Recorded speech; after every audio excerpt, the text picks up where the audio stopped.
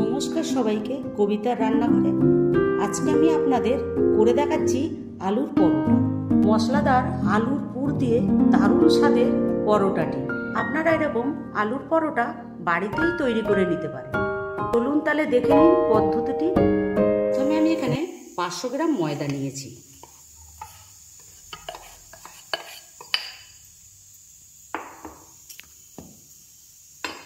এখানে আমি লবণ দিচ্ছি, কালো জিরে দিচ্ছি, চিনি দিচ্ছি একটু, আর একটু জোয়ান হাতে ঘষে দিচ্ছি। আর এখানে আমি তেল দিচ্ছি 50 গ্রামের মতন। দিয়ে আমি এটাকে ভালো করে মিশাবো। এটা আমার ভালো করে মিশানো হয়ে গেছে। দেখুন কি সুন্দর হয়েছে, দলা হয়ে যাচ্ছে। এবারে আমি উষ্ণ উষ্ণ গরম জল দিয়ে এটা ভালো করে মেখে নেব, কিন্তু মাখাটা একটু শক্ত হবে।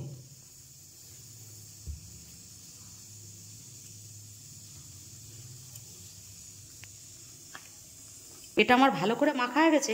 এবারে আমি এতে একটু তেল মাখিয়ে 15 মিনিটের মতন চাপা দিয়ে রেখে দেব।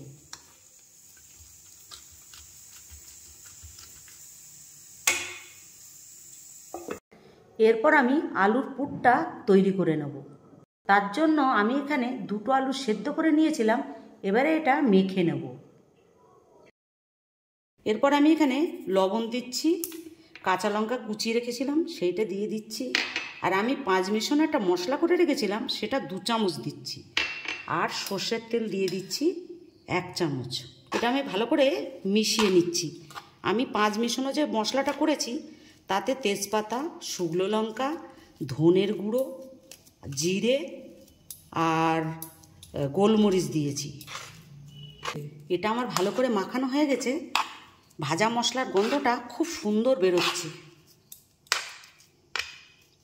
20 মিনিট আমার হয়ে গেছে।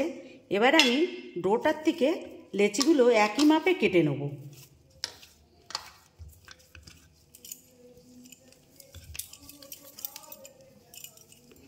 এটা যত আলুর পরোটা হবে ওই জন্য লেচিগুলো একটু বড় বড় করে কাটতে হবে। এরপর আমি একটা লেচি নিয়ে খোল করে নেব।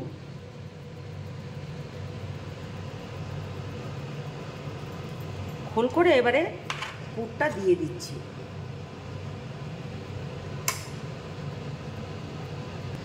পুরটা দিয়ে এবার আমি মুখটা মুড়ে নেব।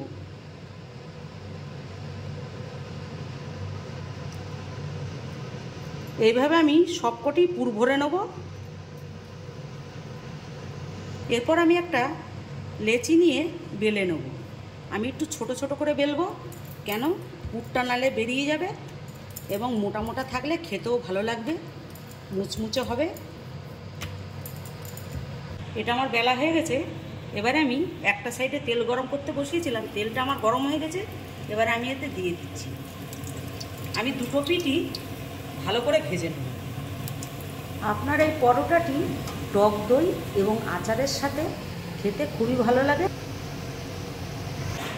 এটা আমার 2টো পিঠই ভালো করে ভাজা হয়ে গেছে। দেখুন এরকমই হবে ভাজাটা, তবে খেতে খুব ভালো লাগবে। এবার আমি তুলে নিচ্ছি। এইভাবে আমি সবকটি ভেজে নেব। আপনারা এরকমভাবে আলুর পরোটা করে খেয়ে দেখবেন।